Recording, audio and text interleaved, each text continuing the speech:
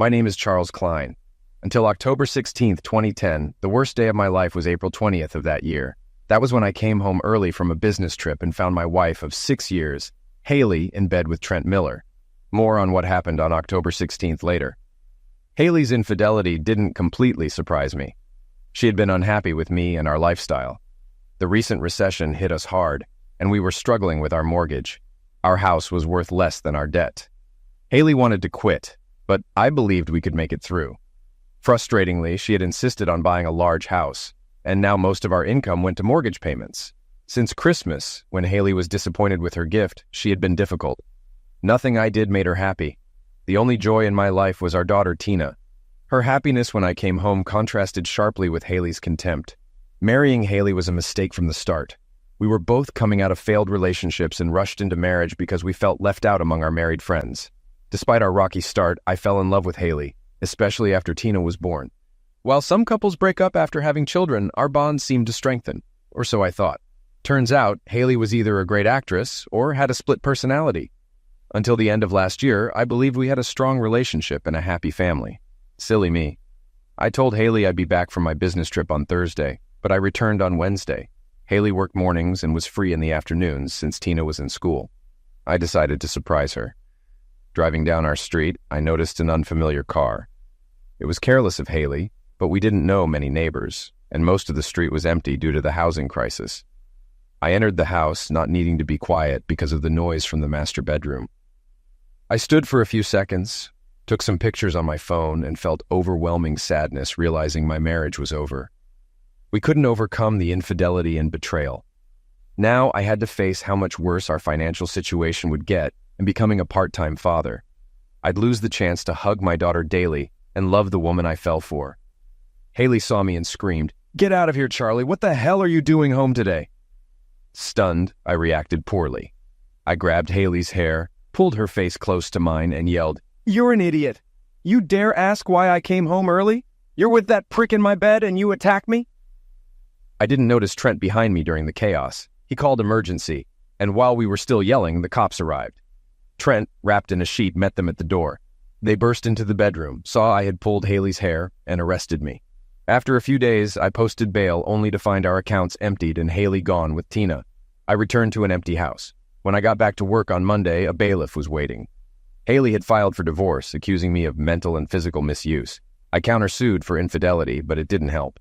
The courts awarded custody to Haley, and I had to pay child support and alimony. My credit tanked after selling the house. Though I still had my job, my life was a mess. If not for Tina, I would have left town. One positive note was being cleared of assault charges. I spent too many nights at Johnny's Tavern, listening to drunks claim they wouldn't let this happen to them. Some said I wasn't much of a man for letting someone steal my wife. I switched bars after hearing "fool, fool, fool" too many times. Leaving the bar one night, I felt disrespected. My coworkers pitied or despised me. I started considering the drunks' advice on revenge. They were full of bravado about how they'd retaliate against those who ruined my life. One Sunday, while visiting my parents with Tina, I shared my feelings of powerlessness over coffee. My parents were shocked, and my father broke the silence. "Do you want revenge, Charlie?" my dad asked. "I don't know, Dad. I just feel like I have to do something." "Revenge is complicated, son. It seems to fill a void, but rarely does. It can spiral out of control. You retaliate, and then their friends or family strike back. Just ask any Chicago gang member how well the eye for an eye principle works." I generally respected my father's problem-solving approach, thinking before acting, but I didn't want to be betrayed. "Charlie, I'll be very disappointed if you seek revenge. I raised you better than that. Just forget it." Violence rarely solves problems. Despite my father's advice, one Saturday night, everything aligned. As I left my diner, I saw Trent and Haley across the street leaving an expensive restaurant. While waiting for the valet, they kissed. A beautiful Lexus pulled up and they jumped in. As the car pulled away, I saw Haley's head drop into Trent's lap. I walked over to my old Chevy and sat down, cussing loudly and pounding the steering wheel. Once I calmed down, I turned the ignition. The car, the only one I could afford now that my finances were in ruins, barely started. I thought I had it all figured out. A few weeks later, I approached Trent at night. Before he knew it, I was punching him in the ribs with a bat. I avoided his head, not wanting to eliminate him, just cripple him. I swung again and broke his right leg, then his right arm. As he lay on the ground trying to protect himself, I aimed for his groin. Someone shouted, "I've already called the police!"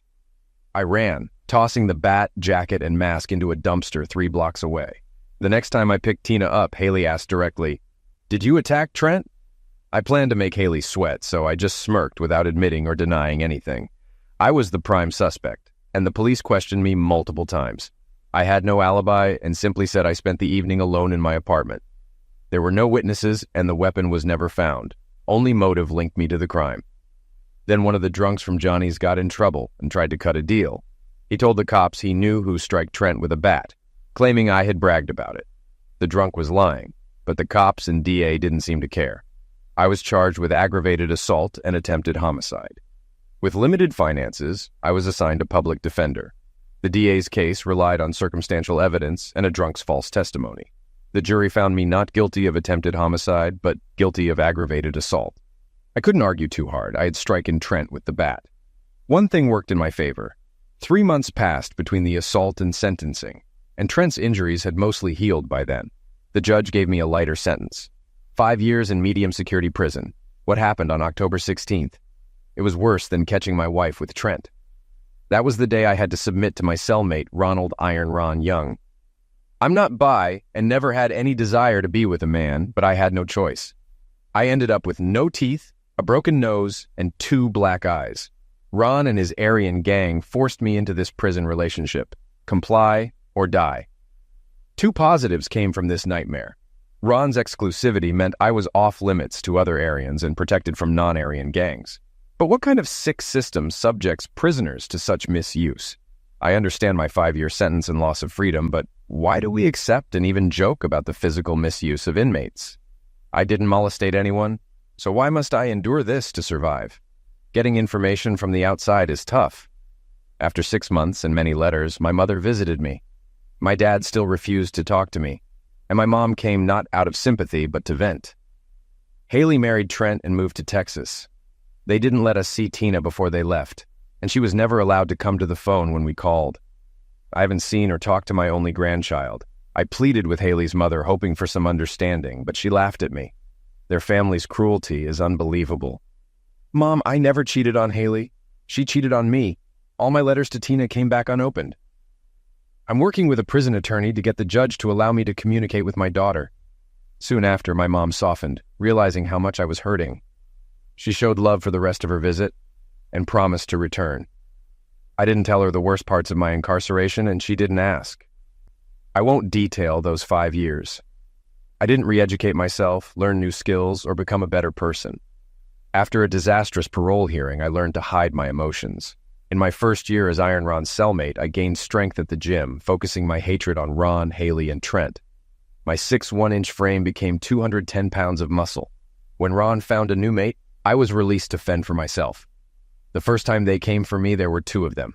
They strike me badly, but both ended up in the hospital, and I went to special housing for a month. Unfortunately, my first parole hearing was scheduled during that month and wasn't rescheduled. It took another 2 years to meet the parole board. During the hearing, I struggled to find the right words. When a smug board member asked why I never apologized for bullying my ex-wife, I couldn't hold back and spat out all the venom that had built up inside me. I was married to Haley for 6 years and never raised a hand to her. She cheated on me in our bed. My one stupid act of attacking her boyfriend forced me to submit to another man, to survive and fight off molestate attempts. The justice system let her falsely accuse me of violence, take all our property, and prevented me from hiring a decent lawyer. It allows my ex-wife to deny me contact with my daughter. I served the full 5 years with no word from my daughter. My lawsuit against Haley went nowhere. I fought for my life every day. While I didn't learn new legal skills, I did learn how to swindle people online. I took a night job loading trucks for just over minimum wage, enough to stay off the streets. During the day, I worked on a new computer, creating the persona of Amy Carson, a widow building a humane shelter for pets. The Save Our Furry Friends website solicited donations, and with tens of thousands of email addresses, I managed to bring in some cash. In 2 months, I had $21,000, enough for my post-prison goals.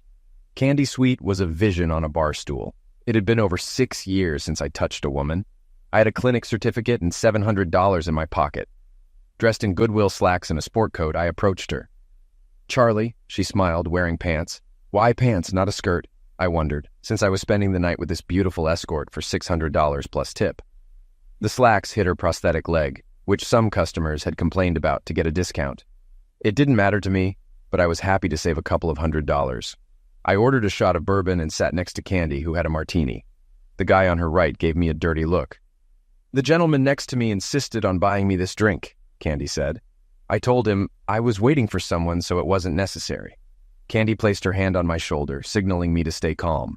I counted to 5 and stayed composed. I pulled out a $20 bill. "Excuse me, sir. I appreciate you buying my companion a drink, but could you kindly accept this as a repayment?" I held the bill so he could see the scars on my hand, a reminder of prison fights. He smirked and took the $20. "Can't blame a guy for trying with such a beautiful lady." "Have a nice date," he said, then walked away. Candy thanked me for being a gentleman. "Where did you learn to diffuse situations so well?" she asked. It's too early to get into my life story, and I've heard it's best not to ask escorts personal questions. Let's talk about these cabanas. When the bartender placed my bourbon in front of me, he said, "It's on the house. Thanks for handling that politely. We had a fight here last week that cost me $400 in damages. I'll never see a dime from the drunk who caused it, and my insurance doesn't cover the full amount." I raised my glass to the bartender and took a sip. He had poured me a good one. Candy and I finished our drinks, said goodbye, nodded to the other guy, and stepped out into the night air. "I have a room next door. Need anything to eat before we head over?" I asked. "No, I'm fine. Maybe we'll order pizza or Chinese food later. It's your money. We'll do whatever you want." I took Candy's hand and led her to the hotel. In the elevator, I couldn't stop smiling. Candy looked at me. "What?" she asked. "You're just so damn beautiful." We got to the room and got right to it. Afterward, we rested. I wasn't expecting that. Candy looked at me again. "What?" she asked. "I didn't expect it to be so good and for you to enjoy it so much." Candy laughed. "Well, I'm a professional." She kept laughing, but not at me anymore. "I've never paid for this before. I thought someone doing it for a living would have to pretend, but you didn't seem to be pretending." "Thank you. Do you want to order now?" We ordered Chinese food and showered while we waited. I noticed her prosthetic leg for the first time. It was metal just below the knee. She saw me looking. "Does it bother you?" she asked. "Actually, no, it's amazing. When we walked to the room, I didn't notice any limp." We made love again and went to bed. In the morning, we showered again, and she caught me looking at her prosthetic. "It was a motorcycle accident," she said. "What?" "My leg. Everyone wants to know how it happened. You were too polite to ask." "I was told not to get personal. But now that you bring it up, how did it happen?" "The guy I was dating was Randy. He bought a new bike and wanted to show off, claiming he was a great rider. I was stupid and rode with him. He started showing off, lost control, and we went down. I lost my leg." "What happened to Randy?" "Neither of us wore helmets. Another stupid decision. He damaged his head on a lamppost, went into a coma, and died a week later when they turned off the machine. I know I sound cold, but he crashed, and now my leg is gone. He didn't have insurance, so I had to cover all my medical bills. That's why I'm a strumpet. The worst part?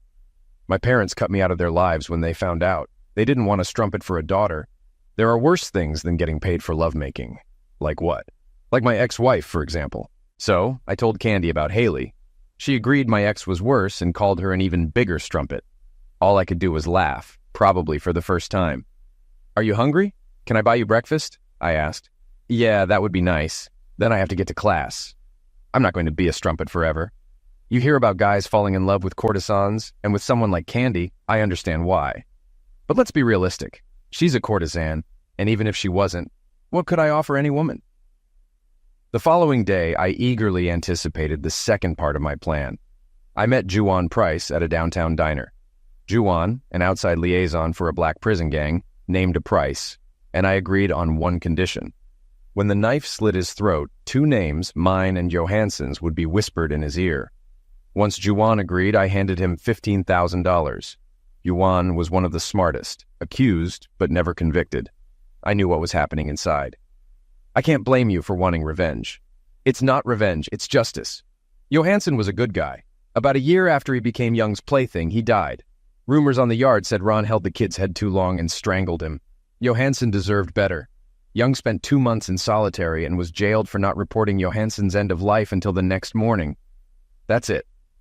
Whatever the reason, he's a dead man, and you know no one will ever find out about our deal, right? I understand. I haven't lasted 5 years by talking too much. Juan nodded and left. 4 days later, 4 inmates were eliminated in a prison riot triggered by the stabbing end of life of Arian Ronald Iron Ron Young. 1 inmate was suspected of the homicide and was eliminated in the riot. The prison closed for 3 days. The Amy Carson website had run its course. I shut it down before law enforcement noticed and started maltreating me. It was a small matter now, with too little money involved for any agencies to investigate. My focus shifted to finding Tina. Haley's Facebook page had disappeared 2 years ago. The last post said their family lived in the Dallas suburbs. Tina had just turned 9, and the happy family, Haley, Trent, and Tina, posed in front of Disneyland's gates. Then, nothing. Imagine my surprise when, just for fun, I Googled Trent Miller and found he was living in Chicago again. Nothing came up on Haley, but at least I had a lead. It cost a private investigator 1,000 of my illicit earnings to find out where Trent lived and worked, that he no longer lived with my ex and where he hung out after work. It took Trent a few minutes to recognize me sitting next to him at the bar. Understandable, since I looked different from the last time he saw me, during my sentencing for striking him with a Louisville slugger. My muscular build, smashed nose, and shaved head probably looked intimidating. He turned to me and asked, "Are we going to have a problem?" I had thought about the question and prepared an answer. "No, Trent. Striking you with a baseball bat was a mistake. It cost me 5 years of freedom, countless horrors in prison, and the pleasure of watching my little girl grow up. I came to ask if you know where Tina is." "I'd tell you if I did. Haley left me for another guy, and the 3 of them left for parts unknown." I watched Trent's eyes as he answered. "In prison, you learn to make eye contact because eyes are the windows to the soul." I believed Trent was telling the truth. To reinforce my intuition, Trent continued, "Charlie, I shouldn't have gotten involved with Haley while she was still married to you. It was wrong. I really loved Haley and thought she loved me. It hurt like hell when she left me for that guy. It was the first time I understood how you felt. When we started dating, she fed me lies that I didn't realize until I came back here and talked to some couples you used to know. When I first met Haley, she told me you misused her and Tina, said your marriage was a sham, and it was only a matter of time before she died or divorced you. I thought I was her knight in shining armor. When you strike me, it only reinforced her story." Trent sipped his beer and continued. "I disagreed with Haley when she cut you and your family out of Tina's life. I thought it was a mistake. Haley told me to back off, that Tina wasn't my child, and I had no say. Tina and I had a good relationship during those 3 years. I loved her, but I was never her daddy. Tina missed you." I tried not to cry when Trent said that, but my eyes watered. Trent asked the bartender for a pen and paper. "I don't know where they ended up, but here's the name of the guy who replaced me. Barry Stewart. He was a carpenter hired by a Plano real estate developer, Chase Holmes. He was working on homes a block away from our house. I have no idea how he and Haley met. I found out when a neighbor called to ask why Haley was loading his truck. I got home just before they left. We were yelling when the cops arrived. I recognized his name and place of employment because of the police. They left, and I found a note in the kitchen saying goodbye. Our accounts were cleaned out. I spent thousands trying to find Haley, but got nowhere. A year later, I sued for infidelity and abandonment, sold the house, and moved here." Trent's face showed resentment as he told his story. He still held a grudge against Haley and me. All I wanted was to see my daughter. I thanked Trent for the information, bought him a beer, and left the bar, pondering my next move. Trent had spent thousands looking for Haley. Why should I waste my limited resources doing the same? There was one person who likely knew where Haley and Tina were, Haley's mother. However, she would probably prevent me from finding out. It was risky. If caught, I'd be sent back to prison. But I couldn't think of another way. Margaret Turner was a creature of habit, always attending church every Sunday at 9 a.m. She always left a spare house key in the faux stone by the patio door. Why bother with a spare key when Brutus, her Rottweiler, was always there? At 9:02, I climbed over the fence from the alley behind her house. The key was in place. I opened the patio door and heard Brutus growl, a sound that would have scared anyone else. Brutus came around the corner into the kitchen where I stood, hoping he remembered me. It had been 6 years since Brutus had last seen me. But years didn't matter. Brutus rose up on his hind legs and licked my face. He remembered the man who had picked him up at the shelter, brought him to Margaret's house, trained him, and gave him treats. While Brutus was reacquainting himself with me, I walked over to the counter, took a dog treat from the jar and threw it on the floor. Brutus scrambled to get it. I took advantage of the pause to look around. The kitchen hadn't changed since John Turner died 9 years ago. A computer on Margaret's desk was where she paid the bills. I turned it on, and a password prompt appeared. After a moment's thought, I typed John 316. The computer began to boot up. While it was starting, I went through the drawers and found some letters with return addresses. Haley lived in El Paso. I inserted a flash drive into the USB port and copied Margaret's photo, video, and email folders. After getting everything I came for, I shut down the computer, scratched Brutus behind the ears, closed the door, and replaced the key. I spent the rest of Sunday watching videos and pictures of my daughter growing up. Tina had grown so much. She was such a beautiful young girl. I felt like a fool for missing those years. From the envelopes and emails, I learned that Haley and Tina now had the last name Turner. Haley lived with Barry Stewart, but wasn't married to him. Tina was in 5th grade. On Monday, I gave the information and a $500 deposit to a private investigator in El Paso, who confirmed the address and other details were current. Tuesday morning after work, I knocked on my parents' door. Although my mother had visited me in prison, I hadn't seen my father since my sentencing. Back then, he had looked at me with sadness and pain. Now he stood at the door, and I wondered if he would let me in. "Hi, Dad." Dad opened the door wide and pulled me into the house. He looked me in the eyes and then hugged me. "Mary, Charlie's home." Mom came into the room and hugged me too. "Would you like some coffee?" "Yes, please." We sat down at the same kitchen table where I used to eat lunch as a child. Margaret Turner wasn't the only one who liked routines. "Mom, Dad, first let me apologize for letting you down. I'm sorry I didn't listen to your wise words. I'm sorry that I let a bunch of losers convince me to get revenge." Mom hugged me again, and Dad put his hand on my shoulder and squeezed. "I know where Haley and Tina are, and I want you to help me re-establish contact with Tina. I have a few $1,000s to go to El Paso and do whatever it takes to at least get visitation rights. Will you come with me and help?" Dad answered first. "What are you planning to do? Nothing violent, right?" I was hurt that my past actions made that his first question. "No, I'm going to consult a lawyer first. I've done my time. I'm not a parolee, so I can go in and try to get a court order for visitation. But let's be honest, I'm an ex-convict, convicted of assault. I think it would be best if my parents came with me and the three of us filed an appeal." Dad looked at Mom, and I saw the pleading in her eyes. She didn't need to say a word. Dad agreed. "When do we go?" "Can you be ready in a week? I need to give notice at work and settle some things. Can we take your car? We'll need wheels while we're there." "Yeah, I'll take it to the shop tomorrow and make sure it's ready to go. We'll head out next Monday, okay?" With that, I had another cup of coffee and caught up on some family gossip. It felt good to be home again. Over the next few days, I used my free time to find the best family lawyers in the El Paso area. After finding one with great reviews, I called and made an appointment for the following Thursday. That gave us 3 full days to drive to El Paso. I hoped Dad and Mom could make the trip. Dad was almost 70, and Mom was 66. Dad's Lincoln Continental. Turns out good old Mom is a big Matthew McConaughey fan. It would have been the perfect car for the trip. But when Dad found out about the Thursday appointment, we all agreed to leave on Sunday and have an extra day to cover the 1,500 miles. That Sunday, I, a 36-year-old man, set out on the trip with my mother and father. We drove out of town. It's all freeways now, but years ago it was Route 66. Before we entered St. Louis, Dad told us how when he was only 3, his parents drove that road to Los Angeles. Back then, all the roads were 2-lane roads. You couldn't drive more than 400 miles in a day. It took the family 7 days to get to Los Angeles. It seems my grandfather, who died before I was born, had a job waiting for him in California. One of his army buddies was in the painting business. After the war, with all the new buildings being built, it was supposed to be a gold mine. Unfortunately, Dad said his mom, my grandmother, was homesick the whole year they lived in Pasadena. My grandfather packed up the family and returned to Racine.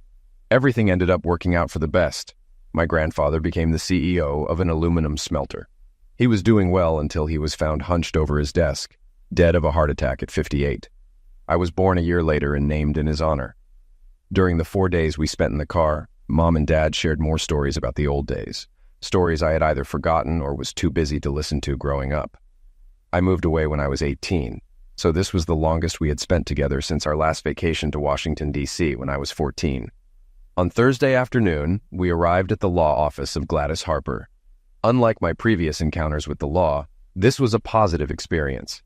I told the lawyer everything: how I was convicted, my time in jail, the lack of communication with Tina, how my parents were also deprived of contact, my divorce from Haley, her subsequent marriage, and her divorce from Trent. The lawyer's eyes lit up when she heard that Trent was suing for infidelity and child abandonment.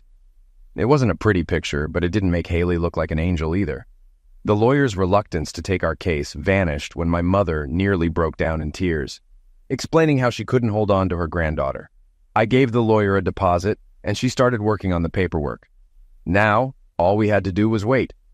We decided not to spend the weekend in El Paso, and instead traveled to Big Bend National Park. Despite our preoccupation with the events in El Paso, it was an incredible weekend enjoying the sights of the quiet and stunning park along the Rio Grande. 4 days later, I received a call from Miss Harper, the administrator. We were to meet at her office Tuesday morning to prepare for a hearing before a judge. By Tuesday afternoon, Gladys Harper was busy. She even had a signed statement from Trent Miller stating that Haley had dumped him and severed his relationship with Tina. I later learned that Trent did this on one condition: Tina had to be told that Trent had not abandoned her and that he loved her. We met again in the lobby of the courthouse and headed to the judge's office. I'm not naive. It was clear within the first 10 minutes that the judge and our attorney had a great working relationship. We answered the judge's questions.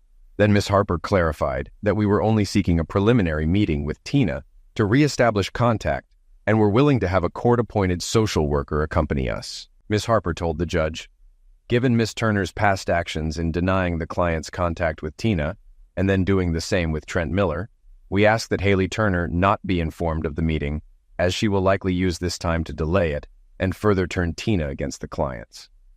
That's where the working relationship and all the money we were paying Harper paid off.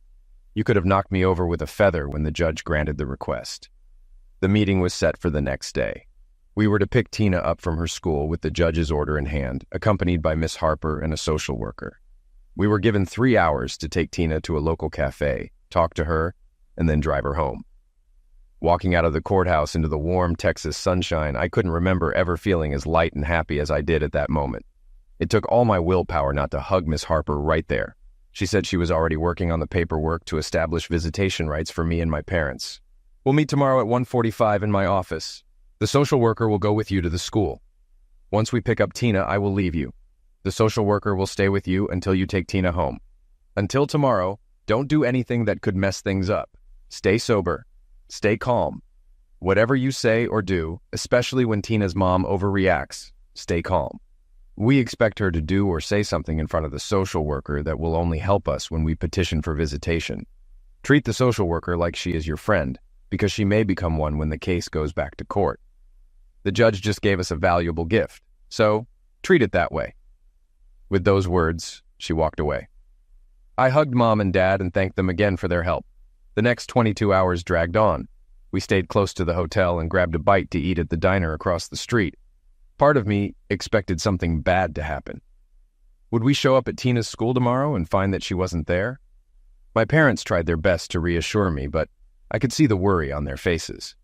We arrived at Gladys Harper's office at 1:35. Minutes later, a short, stout woman of Hispanic descent entered the office. Miss Marie Hernandez introduced herself and spent several minutes explaining how she would conduct surveillance while trying not to be intrusive. Apparently, she had read our attorney's motions because she was very kind to my mother. Like one grandmother to another, Miss Hernandez also gave us some advice on how best to approach Tina after such a long and traumatic separation. Later, we were grateful for this advice. I had been plagued by anxiety about how Tina would react to my appearance. We walked into the school's administrative office 30 minutes before dismissal. The principal and vice principal read the court order, called the district office, and spoke with the legal department before agreeing to allow Tina to leave with us. 10 minutes before the dismissal bell rang, Tina was taken out of class and brought to the vice principal's office. The first person she saw was my mother, and Tina's eyes lit up when she recognized her grandmother. "Nana!" Tina ran into her grandmother's arms, and my mom dropped to one knee to hug her back. She was openly crying. Tina looked up when she saw my father approaching. "Daddy!" When Tina started talking, she couldn't say Grandpa, and called him Daddy instead. The name stuck, and we all thought it was cute. Daddy picked Tina up, hugged her, and kissed her on the nose. Tina then looked at me, standing off to the side. "Daddy?" given my changed appearance since our last meeting. Her hesitation was understandable. Miss Hernandez had suggested letting Tina see her grandparents first because they looked the same as 5 years ago, and there's always a special bond with grandparents. I knelt and held out my arms, praying my hug would be accepted. Tina ran into my arms. Our reunion was interrupted when the vice principal entered the office with Haley, who was waiting in the parking lot to pick up Tina. Haley looked around and exploded. "What the hell is going on? What are you all doing here? Leave Tina alone." Miss Harper entered with Miss Hernandez beside her. Miss Harper handed Haley a court order. "Miss Turner, this court order allows Tina's father and grandparents to visit her today for 3 hours, accompanied by Miss Hernandez to ensure her safety and compliance with the order to return Tina to you within 3 hours, starting immediately." Haley glanced at the papers and tossed them back to Miss Harper. "I don't care what these papers say. You can't just come in here and take my daughter." Haley pointed at me and my parents. "Those people have no business being here. She's my daughter." Haley grabbed Tina, who hid behind my mom. Miss Hernandez, standing in front of Haley, noticed this dynamic. "Miss Turner." Before she could continue, Haley shouted at her, using derogatory language about Miss Hernandez's ethnicity and physique. "Miss Turner, do you want me to call the police? If so, keep it up, and I guarantee you will be put in jail until you calm down and stop threatening people." At this point, the vice principal intervened, trying to calm Haley down. They entered her office, and we took the opportunity to leave with Tina and Miss Hernandez. The 4 of us sat in a small cafe a few blocks from the school with Miss Hernandez at a nearby table. She had advised us on how to start a conversation with Tina after so many years apart. We followed her advice, and it made a big difference. Tina didn't seem intimidated by our presence, but my heart broke when my little girl tearfully asked, "Daddy, why didn't you ever call me or write me? Why didn't I get cards for my birthdays?" Thankfully, I was prepared. I pulled a large manila envelope from Mom's purse. "Tina, I thought of you every day we were apart. Here are all the letters, postcards, and birthday cards I sent. They were all returned to me. Your mother sent them back. She didn't want me and your grandparents in your life. Twice I hired lawyers to get her to let me talk to you." I showed Tina the envelopes, each marked "Returned to Sender" by Haley. "But why did she do that, Daddy?" I wanted to say, "Because your mother is a cow," but I didn't. I took her hand and said, "Someday you'll have to ask your mom about this, but not today. Today, let's just talk together. You, me, and your grandparents. We all love you and want to know how you're doing in school. What are your friends' names? Do you play sports?" 3 hours flew by. The 5 of us got into Dad's Lincoln and drove to Haley's house, arriving right on time. Haley was standing on the porch, smoking a cigarette, looking pissed off. I parked the car at the curb when Tina asked from the back seat, "I want to show you my room." I looked at Haley and replied, "I don't know if that's a good idea today, Tina. Your mom doesn't seem to want us in your house. But it's my house, and I should have the right to invite people into my room." Tina looked so offended that Mom said, "Why don't you show me your room today, Tina? Next time we can all see it." Tina agreed. Miss Hernandez said she needed to accompany them. Mom, Miss Hernandez, and Tina got out of the back seat and walked up to the porch. Dad and I couldn't hear the words clearly, but the exchange was heated. As intimidating as Haley looked, Miss Hernandez was even scarier. A few minutes later, Mom, Miss Hernandez, and Tina entered the house. Haley stayed on the porch, shooting daggers at Dad and me. She even tripped us up. To this day, I don't understand why Haley hates me so much. We stood there for about 10 minutes when 2 patrol cars pulled up, one in front of our car and one behind. I'll admit that for a moment I panicked. Had my hit and run with Ronald Young gotten out? Had someone figured out that I was behind the fake internet scam? I was this close to being back together with my little girl, and here it was. As 4 police officers spilled out of 2 patrol cars, Barry Stewart pulled up in the driveway and ran to the porch. Miss Hernandez met them at the front door. Dad and I watched the police officers handcuff Haley and Barry. What the hell was going on? I wanted to jump out of the car, but Dad held me back. "I'm going to take a look. Charlie, you stay here." It wasn't a request. It was an order. Before Dad could get out of the car, Mom came out of the house, quickly walked over to the car, and got in the back seat. Barry and Haley were being ushered into one of the patrol cars by 2 policemen. One cop from the second car stayed on the porch. The other went into the house with Miss Hernandez. They came back with Tina. "Mom, what the hell is going on?" "I don't know. Miss Hernandez was looking around Tina's room when she noticed a toy on her shelf. She picked it up and then asked Tina some questions that I couldn't hear. After Tina answered, Miss Hernandez pulled out her phone and called the police, asking them to come quickly with 2 patrol cars. That's all I know. At that moment, Miss Hernandez approached our car. "I'm sorry, but Tina is coming with me to the station. We need to ask her some questions. Call Miss Harper and have her meet us there. Tina will probably stay with the social services family until everything is sorted out." I had to ask, "What exactly needs to be sorted out? What's going on?" "We don't know yet. I don't think Tina has been maltreated, but some suspicious things were found in her room, and the police have to investigate. In the meantime, Tina will be safe with me. Please be patient. Please trust me. I only care about Tina's welfare. Call Miss Harper." It took 3 weeks, but we eventually got the whole story. Thanks to Gladys Harper's skill, everything turned out in our favor. When Miss Hernandez found the stuffed animal on Tina's shelf, she recognized it as a remote camera. She called the police, and the camera was enough to get a search warrant. Barry's computer was found with all the incriminating information on it. It turned out that Haley didn't know about Barry's spying. It didn't help that Haley had echoed derogatory remarks about Miss Hernandez at school. Judge Torres tried to remain impartial, but it didn't help Haley. Miss Harper built such a strong case that Haley wasn't even given visitation rights. 2 months after arriving in Texas, we were leaving in Dad's car with Tina strapped into the seat next to Mom. Tina and I moved into my in-laws' house for almost the entire first year. Following the therapist's advice, we had to treat Tina carefully. We even allowed Trent to attend Tina's 11th birthday party. Forgiveness was part of the therapist's recommendations, which meant allowing Haley's mother limited access to Tina. These measures kept me on my toes, but after a half-hour conversation with Tina's therapist, I agreed that it was for Tina's sake, and I just had to accept it. The hardest part was when Haley moved back to the city. We let Tina visit her mom at her grandmother's house a few times until her mom got a call from Margaret Turner. "I hate to do this, but I have to tell you. Haley says horrible things about you, Charlie, and Hank.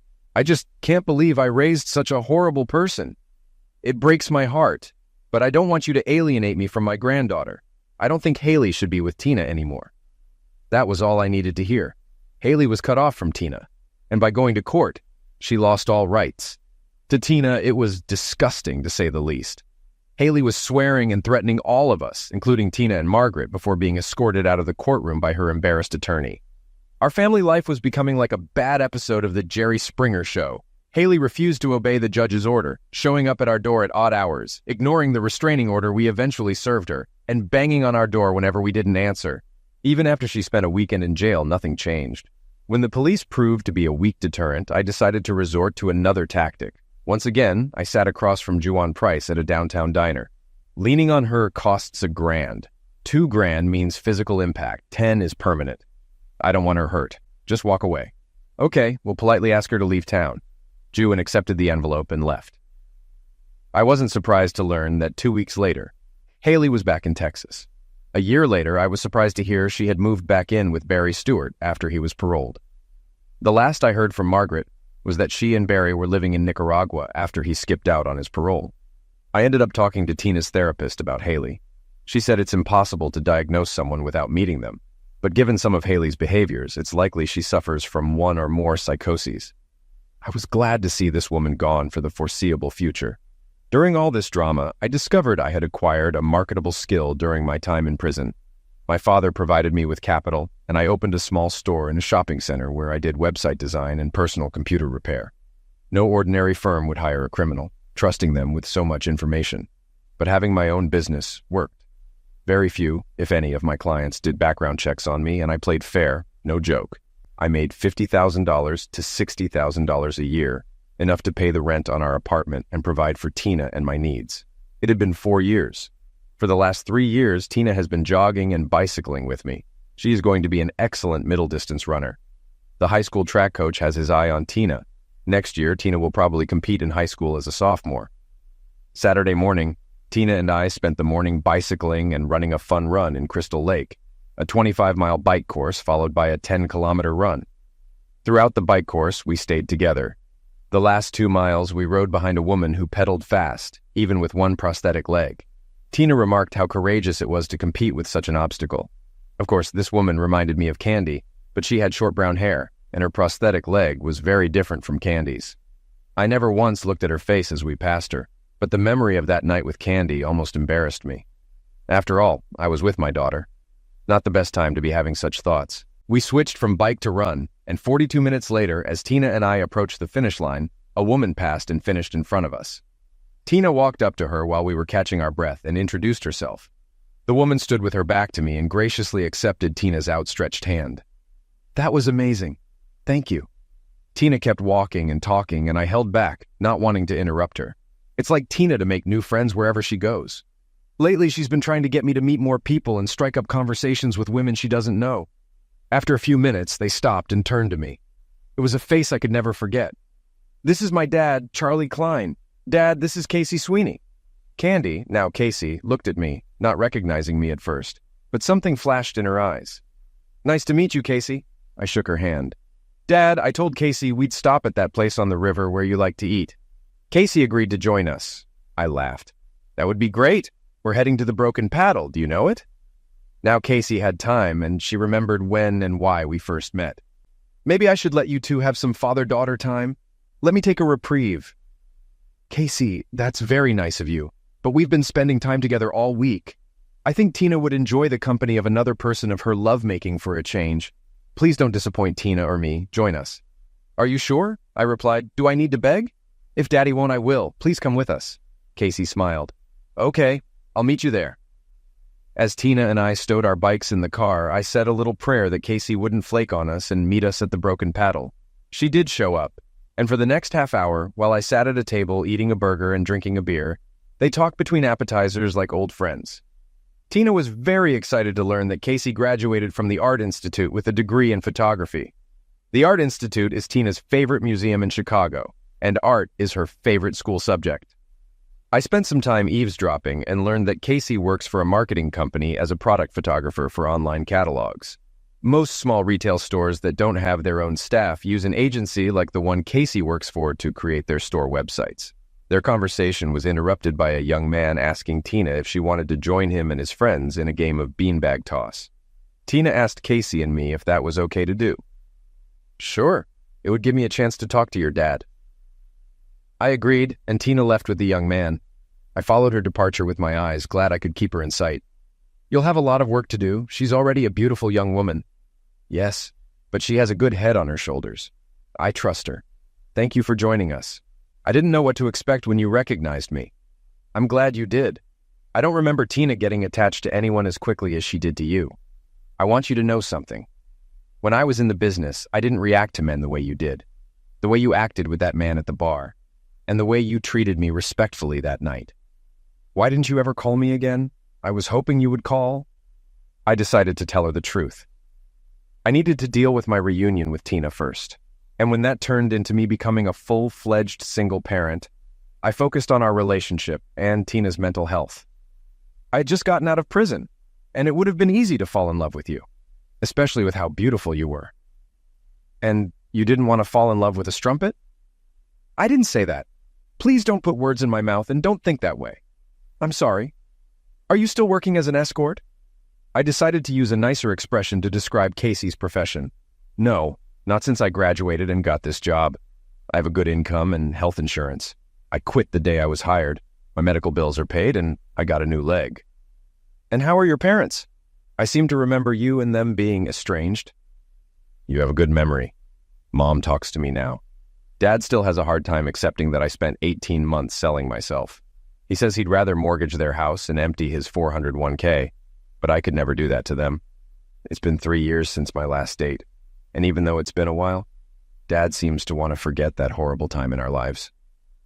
Casey and I spent the rest of the hour talking about Tina and our work. When Tina returned to our table, it was time to leave. Can Casey come over for dinner next weekend? All I could think about at that moment was how happy I was to have such a smart daughter. Dinner the following weekend started a series of dinners, then dates, and eventually a romance. Casey and I have been dating for a little over a year now. I've been thinking about proposing to her, and Tina is all for it. She loves Casey, and they've become best friends. Before I ask Casey, I'm going to ask her father for his blessing. Hopefully, this will help spur their too-slow reconciliation. Her father, like many men, wonders why Casey's past as a courtesan doesn't bother me. Perhaps it would, but Casey and I have talked it out. We both agree that fidelity in marriage is non-negotiable. Some might say I'm a complete idiot for marrying a former courtesan and letting her into my daughter's life. But let me tell you a little story. 2 years before that race day in Crystal Lake, I was dating a very nice woman, and we were getting serious. One day, she asked me how I lost my 2 front teeth. I decided to tell her the whole truth, including my relationship with Ron Young, but not about the subsequent attempt on his life. Shortly thereafter, she became unavailable for dates and any meetings. The message was clear. She couldn't tolerate a man who had done what I did to survive a prison sentence. After a few months of getting to know Casey, when things got serious and we became exclusive, I decided Casey needed to know the truth and let the chips fall where they may. Casey looked up at me when I finished the story, and her blue eyes sparkled. Sometimes, to survive, we do things that contradict who we think we are. The most important thing is not to let it change you from the inside out. You have to forgive yourself and vow to remain who you used to be. You are back to being Charlie Klein, a loving father and a good guy. If you need to forgive yourself for what happened in prison, start today. I love you, Charlie Klein, and don't think you have anything to be ashamed of. Of course, Casey didn't say that when she hugged me, but she didn't need to. Sometimes forgiveness, if you love the right person, is all you need to live a good life.